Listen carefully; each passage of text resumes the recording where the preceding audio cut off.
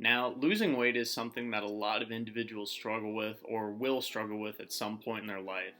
And although it is a very common struggle, it's something that is misconstrued very frequently and shouldn't, because in essence, weight loss in itself is a very simple concept and very simple to actually enact. Now, of course, there could be a long laundry list of numerous different behaviors that leads to somebody wanting to lose weight to begin with. So these should, of course, be addressed as such. Now, when you're talking about losing weight, by far the most important consideration is calories in versus calories out.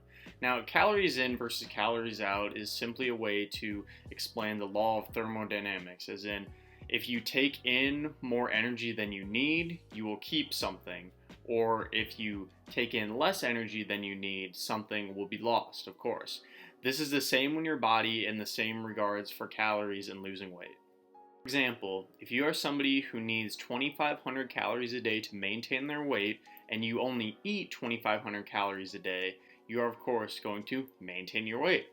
If that same person who needs 2,500 calories to maintain their weight decides to eat 3,000 calories now, they're now getting an extra 500 calories a day that of course will make them gain weight.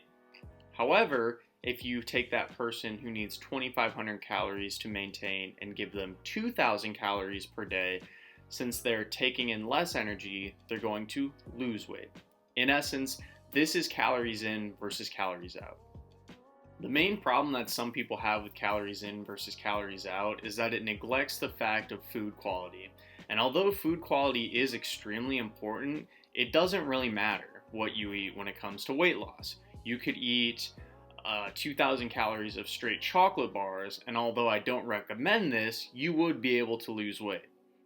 An interesting study that actually looks at this, I believe called the Twinkie diet, where an individual stuck to a diet that led them to having a calorie deficit. However, the diet consisted of a bunch of different junk food like Twinkies, Hostess cakes, essentially different foods void of most nutrients, fiber, vitamins, minerals that we would need. In addition to this, the individual did have a multivitamin. What the finding came out of this study was that the individual lost weight, of course. However, since he wasn't consuming enough micronutrients, in addition to that, he wasn't consuming enough protein, he did lose both bone mineral density, muscle mass, but he also lost fat as well. So it just goes to show you that since he ate less calories than he needed to maintain, he lost weight.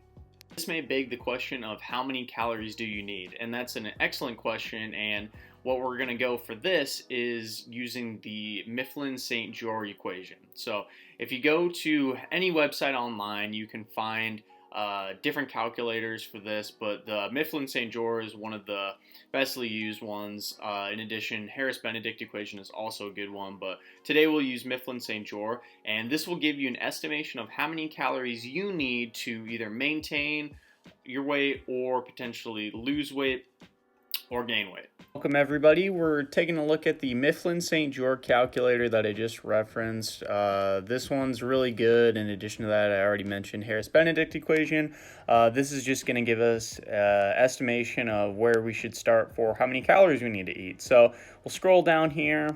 The really important thing that you need to kind of take into consideration for yourself is your activity factor. So whether you're lightly active during your job and don't do any physical activity outside of that, or if you're somebody who has a very active job and might do recreational sports and lifting on top of that, that'll greatly differ your activity factors. So for myself, I'm going to go with the 1.55 activity factor. I have a lightly active job.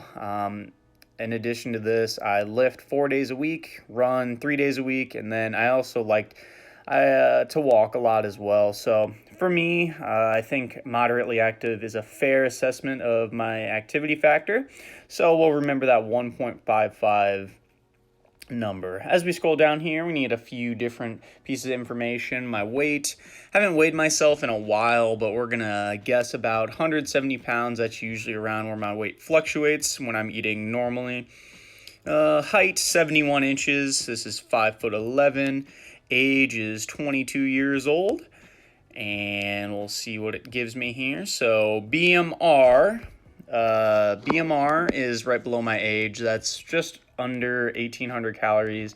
Your BMR is your basal metabolic rate, and that's simply the amount of calories that you need to survive. So this is calories if you were just laying in bed and not doing any physical activity that you would need to just keep your body functioning and living.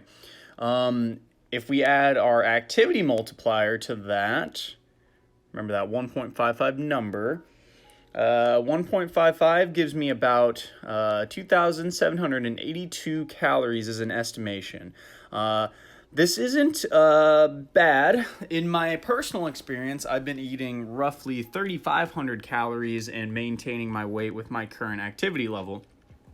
What that means is that, of course, this is an estimation, but potentially my activity multiplier that I chose for myself was a little low.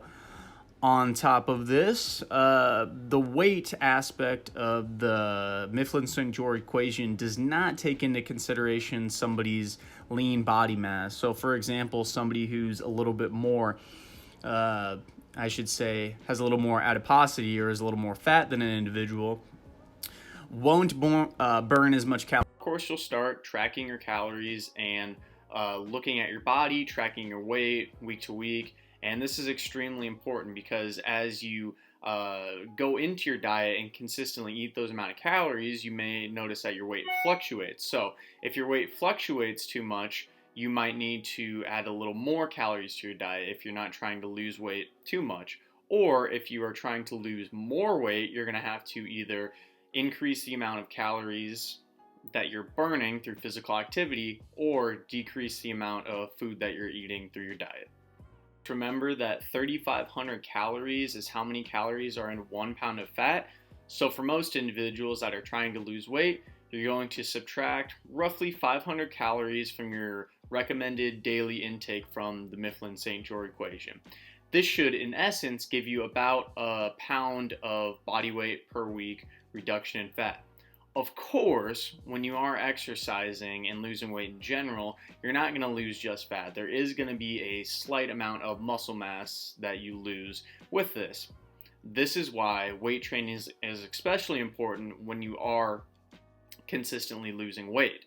The more you weight train and the harder you weight train, the less chance of you have of losing your hard-earned muscle. Something that is extremely important and should be reiterated time and time again when it comes to losing any weight and doing any type of weight loss, fat loss, anything in that regards, is that gimmicks don't work. For one, they're very expensive and they could potentially be dangerous to your health. So although it isn't sexy and it doesn't very sell well, consistently is key to this, and long-term determination to sticking with your diet and constant exercise. It's what's going to get you the both healthiest and the best results long-term over time. To think of this as something that you can maintain for the rest of your life. If you are doing a crash diet that's going to get you 10 pounds lost in 2 weeks, hey, that might be great, but guess what? Your health is going to suffer, you're not going to maintain any of that weight loss, and you're going to be back to square one right where you started. Hope you enjoyed this quick little video on weight loss. If you have any questions or comments, please leave it in the comment section below.